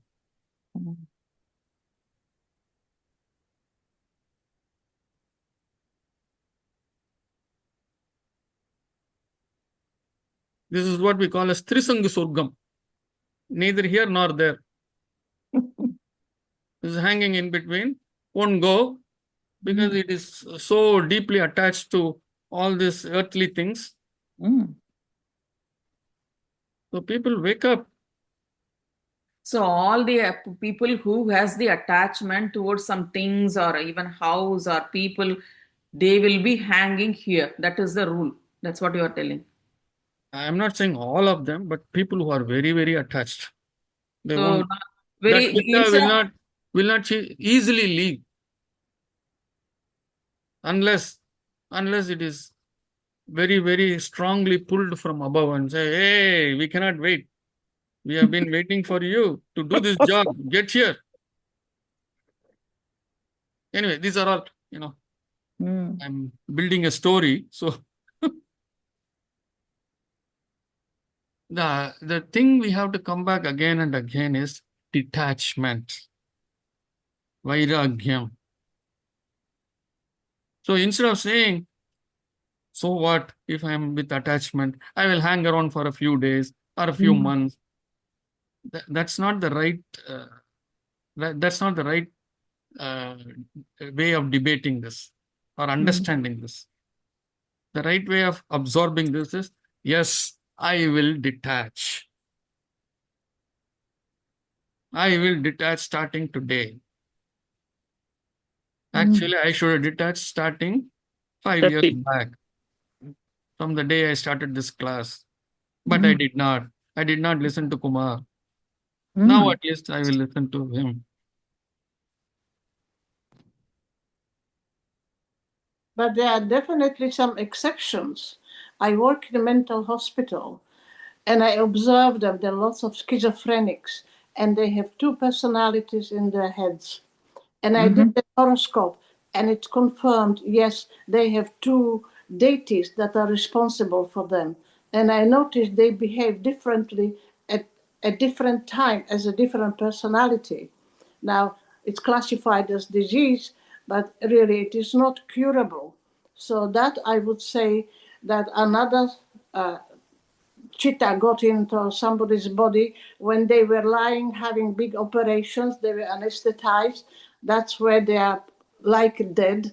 When they have heart operation, that's they cut the heart out, put it in a dish, and they put you to machines. That's where the person is like that, and that is the time for another chitta to enter the body, that because body is available. Another time body is available when people do astral traveling. Yes. The chitta travels and therefore body is available to be entered by some other entity. And also when people take drugs, they lie there for days like dead. The body, there's something missing in the body. So that's where the body is available, and that could be the other side of the story. Could be. Reminds me of Onion movie. Yes. Yes. So that is that Jekyll and Hyde personality. That's what it is. I've seen it in my own sister. Well, she is very nice, very sweet lady, but at certain situation she behaves differently. She danced differently. That's how I noticed when we put some music on and she started to dance. Very specific steps you never see anywhere. And also her voice goes very, very teeny, very ladylike. I don't look at what is it? I look at the horoscope. Yes, she has her main deity is the moon, and moon means double personality. I told her that, and she looked at me. What are you talking about? She cannot see it. I can see it. But double personality, but only one chitta, correct? I don't know. We don't, there could be 2-3 names for one thing. I don't know what it is. We have different terminology in astrology. So See it does. the chitta. We have been discussing this for so long. The chitta is such a complicated and advanced software that it can do all kinds of things. And one of those things is this dual personality thing. So it is one chitta, but it will behave as two chittas. That is why even the body language of that person will change. One chitta will draw back. I mean, one virtual chitta will draw away, will draw back, and the other virtual chitta will take over the body, and the body language will change. And then after some time, whatever is the process, this will go back, and the other one will come, and the body language will change again for the same person. So why I'm saying this is everything is driven by the chitta. There is nothing in the physical body that will make it happen. It is the chitta drives all this. We don't know. I don't know. I've just observed. I don't want to put names on it. Do the samyama, you will know. Yes, samyama.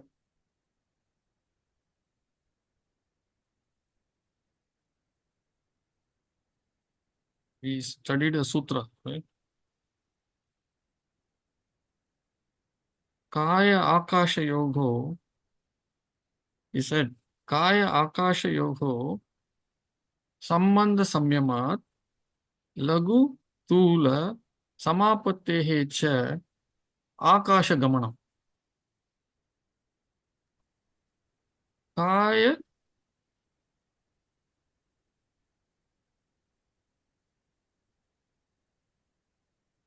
so that kind of samyamat when you do kaya akasha yoga, that is with the body and akash. When you do a samyamat, when you do a samyama on that, the association of the body with akash, with space, then the body can become as light as cotton wool, and you can travel wherever you want. That's a sutra. 343.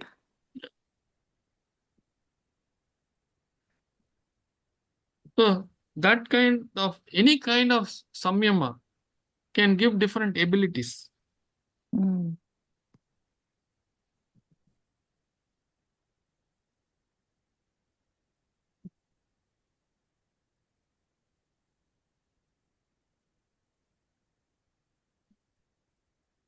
Any questions? We had a nice vigorous discussion.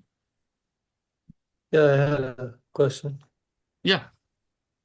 I was just wondering, like, as soon as the person deceases, we cremate it. Why do we do that? Like, you said if we don't do it, they might return.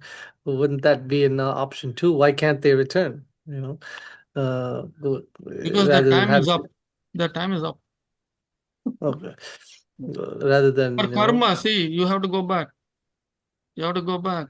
Every time you have a question, you have to go back to the sutras. It says satimule tadvipako jati ayu bogah. Satimule tadvipako jati ayu bogah. So satimule, that is at the end of life. Sati is end. Sati is end. Satimule, when the root is destroyed, that is at the end of life. tad vipako, when that, what fruitions? The karma fruitions at the end of life, karma fruitions. And based on that karma, what happens? Tad, the satimule tad vipako, jati, ayu. Jati is the place of birth or race, whatever you want to call it, it's race. Jati is not caste. Jati is race. The race means where you are going to be. Jati, ayu. Ayu is what? Longevity. Bhogaha, the experiences that you are going to have. These are all decided by Tadvipako, when the karma fruitions, these are all decided, and then you enter a body. Hmm. Mm. So rather than having to start over, come to the next birth, as a little boy, you're born and you come up, Everything is decided rather, by the karma algorithm. The if you can algorithm, the re-enter, karma will decide. Yes. if you can re-enter the body that you just left, then maybe you can No, it won't. That's what I'm hasten saying. things up.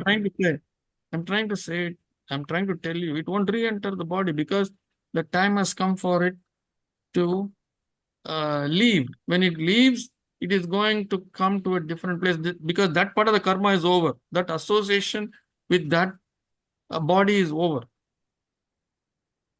Hmm. That is at the end of life, it will leave the body. It won't come back to that body. Because they burn it in haste, so it doesn't return. If they wait maybe a few days, sometimes maybe it can return. The software is dharmic software. Oh. Yeah, it's a dharmic software. So it obeys that. Whatever, the moment it leaves the body, it starts obeying the whatever was set. Okay. Only when in this And back in body, the day, it will disobey. Only when in this body, it will disobey.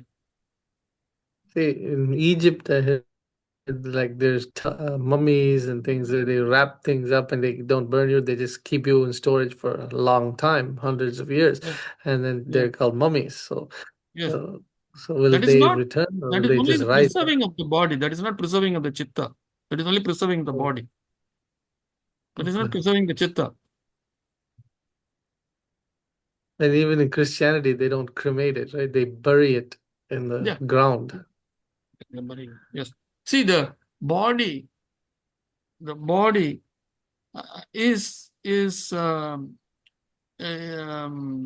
biodegradable, correct? Yeah. Biodegradable thing. So the Yes. Hindus cremated it. The Christians, the Hindus, yes, cremated it. The Christians buried it. The Egyptians, I don't think they did for everybody. They did it only for some queens and kings, I think. They made it into a mummy. They put all kinds of, what is it called? The preservatives. It's called by a different name. Get the name. They put all those injections, all those preservatives, and then they wrap it up. And that's how it is preserved for hundreds of years or whatever, without any kind of bacteria eating it up. Think embedding. Huh? Embedding? No, not embedding. It's called by a different name. I'm not able to get it now. Anyway, it doesn't matter. You understood. Embalming. Embalming. Very Mhm. close, Madhavi. Embalming. Mhm. The body is embalmed Mhm. to preserve it. Correct. You're very close. Mhm. I just want to share one thing. Ashwini said girls cannot do the Shraddha. Yeah, they should not do, but son has to do the thing according Hold to. on, hold on. Mm. No, not should not do. Mm. They can do. Mm. The only problem is Because of biological things and. no. Mm. The only problem is Mm. sometime, somewhere, Mm. 1,500 years back or somewhere, 1,000 years back, Somebody made this change. Mm. And from then on, like idiots, we have been following it. That's all. Mm. Okay, now go ahead. Yeah, sons has to do it, they say, but all arrangements are done. Like we will call the priest to do the thing at home, and lady cooks food and everything. Son is ready to do the puja.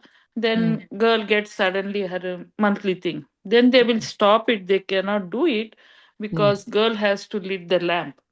Unless she lit the lamp, the process is not started. So Yeah, that they is will foolish. postpone the entire thing. That is again foolish. That is again foolish. Here they gave the importance for the girl. No. It is not the importance of the girl. I'm saying that itself is foolish. So if the girl has monthly periods, is it impure? Impure or not, for that purpose, it is impure, they believe. No, it is not. That's what I'm saying. These are all things which were made by man. See, we go to the temple.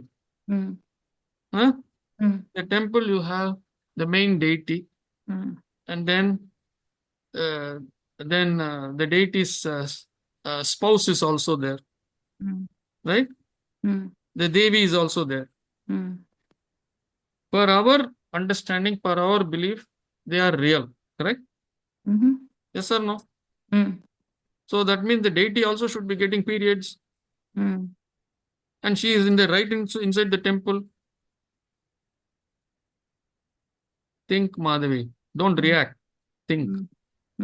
If we believe that goddess Devi is really there, that is how we believe, right? That is the faith that we have. We don't think of it as a stone, correct? Then it is in human rupa, in human form. Then she should also have periods. Then why is the period part is impure? Why women cannot do? Yeah, some women face difficulties. They have cramps and things like that. One can understand. But there are many women who play cricket. I mean, people who are in sports, who are actors. Can they say today is my period, so I'm canceling my? I cannot come and play cricket today, or I cannot play football today, or I will not play basketball today, or I will not come and. They have given call schedules for taking film. Think of all the actresses. Can they cancel? Or think of all the people who go to work. Is the workplace has become dirty? Has become impure? Think of all the people who work in temples. Think of women who work in temples. Do you think because every month they take 3 or 4 days off and they don't go to the temple? Because they work in the temple and they have periods? We have to be rational. We have to understand. We are foolish. We are absolutely foolish and ridiculous. Yes. For women, those who find it difficult, yes, it is their choice. It should be their choice, not by force. How did sati come into India? You know what is sati, correct? Sati is when the husband dies. I'm saying Sati Sagaman. Yeah, for Tatian, I'm saying in olden days, when the man dies and he is put on the funeral pyre because they cremate, like the Hindus in India, the woman also has to jump into that fire and die along with him. How stupid is that? One woman, how did it start? You have to go back and see one woman who could not take that suffering of seeing her husband's death. She jumped into the fire. And then that became a bloody practice. Forcing all women to jump into that. The same thing here. This period business.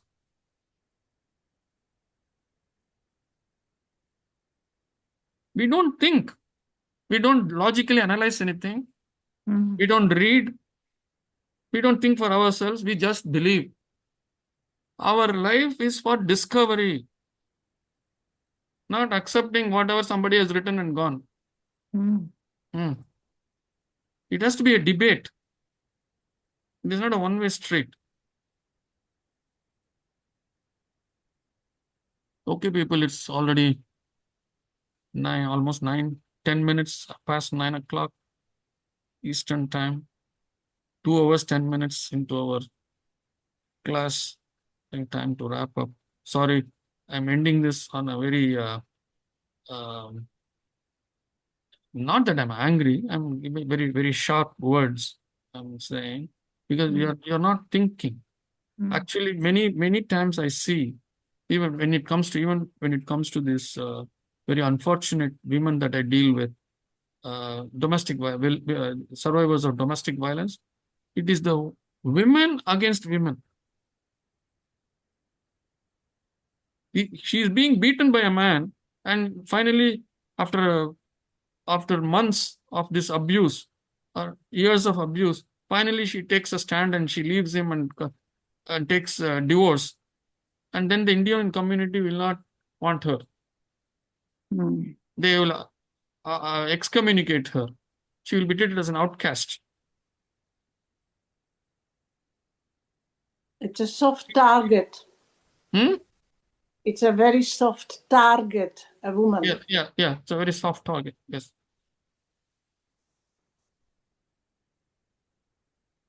I see this. I see this in Tampa, right at our doorstep. Anyways, I won't stop if I start on that topic. So many things that we have to change. We have to, that change has to come. Well, change is here already. There's lots of air stewardesses, lots of dancers, performers. They can take pills to stop menstruation for as many months as they want. There. Yeah. But there is also, they face difficulties in conceiving, getting pregnant and all that. That's also documented. Anyways, I don't want to get into all those things. Just one small thing. I don't know that I'm extending the time. This is to answer whether women can do the last rites. So I have a incident to share from our family. My daughter-in-law, when her grandmother passed away, she took permission from the priest. They are Madhwas. So, and that priest was actually quite modern enough to agree. So she went to the cremation ground. Not ground, it is an electric crematorium. Okay. So she did the last rites. She and her cousin sister, that is another granddaughter. So two granddaughters, they took permission from their uncle. So the son was there. So the lady who died, her son was very much there, ready to do it. But these two girls were so devoted to their grandmother, and they wanted to do the ceremony. And my daughter-in-law being the older of the two, she actually lit that what the fire is then given to the crematorium. Yes. She did all the 13-day rites. She did it. The priest was good enough to accommodate. And the family also let her do it. So in all ways, it had to come together, because usually the opposition can come from any of these quarters. Either the priest will not allow or the family won't allow. But in this case, and she had I won't go into the details, she had a very good reasoning around it. So which the family supported. She was able to articulate why she should do it, and she was able to convince. Most of the things, Usha, when the passion is very strong, when you are committed, when I say passion, I'm talking about that sankalpa, that intent is very, very strong, then you will get help from zone B. Because most of the time things will happen in such a way that this gets accomplished. The right priest will be there who will be receptive to this idea, And the family also, at that point of time, some kind of a brainwashing, spiritual brainwashing will take place, and they will agree. When that thing is very, very strong inside, these things will happen. She was able to actually convince a whole lot of people. So, I mean, credit goes to her that, I mean, she did it very nicely without being very objectionable kind of a behavior. She didn't insist, but then she had very logical arguments, and then everybody agreed to do it. So, I think credit goes to her ability to present her case, because most of the time what happens is people say no without understanding fully the reasoning behind no, because they say it is the tradition. So even when you want to question tradition, there is a way to do it. So you can always question the tradition. You can always stand up and say it, but with a lot of respect, giving a respect to the people and also giving good reasoning. I think you will be able to make a change. I wanted to leave it on that. That's all. Yeah, Sorry Usha for ji. extending the case. Yeah. Usha ji, hats off to you also. Like being a mother-in-law, you agreed to it. No, I was wholeheartedly supporting her. So that's not agree. I was supporting her. So that's a Yeah, different yeah. Point. Good point. She didn't have to convince me. She had to Unfortunately, convince her human being. family. See, the Indians always want approval. No, Yes. I don't know, but in her case, should have anyway done whether I had disapproved it. That's another thing. But It's that's an okay. I mean, like individual's. It is an I individual's. found logic in what she was doing. Yeah, And it is an to me, individual's choice. That's what I'm saying. yeah, it is. It happened in the case of my father's last rites also. Like we are two daughters. Yeah, and yeah. Yeah, Mohan and me, we did it. Then I told the priest, to the extent possible, you please involve me. I would also like to be part of it. Yes. So we did it as a Dampati, but wherever I could do it, he made me do it. There is nothing like Mohan allowing you to do. Mohan would only support you. No, where the priest allowed. Oh, the I priest. meant, Yes. yeah. So wherever priest was willing to, he made me tell the mantra along with Mohan. And of course, I asked all questions to understand what is happening. And it's a very deeply moving experience to go through that ceremony, like you rightly said. Yes. And all said and done, it's the last thing we can do for our parents. Yes. I mean, and give them a good send off. Yes. Ultimately, that's the intention. As long as the others understand the intention, I think it should be fine. I mean, there is a flexibility around everything we do, culturally and Yeah, I socially. always tell everyone, take care of your parents very, very, very, very well when they are alive. Don't be indifferent to them when they are alive. And upon death, you go and spend 1 month trying to do this ritual, that ritual, and this dana, that dana, giving gold to everybody who is coming there. That is all done out of bloody fear that something will happen to me and my family. And That's of not fear. value. That is of no value. I won't say fear. It is more a regret that you feel guilty you didn't do enough while they were alive. That guilt. It's That a guilt regret. and regret. It's a regret that maybe you could have done more. Anyway, sorry. That went on to a very serious note. That's all. So Madhavi, yes, possible. You can make changes. You can make a difference to the ritual and to the practices, but being very persuasive in your arguments. Yes. Okay. Thank you very much, everyone. Namaste. Thank you, everybody. See you all next week. Namaste. Bye. Namaste. Namaste. Thank you. Thank you. Bye. Thank you.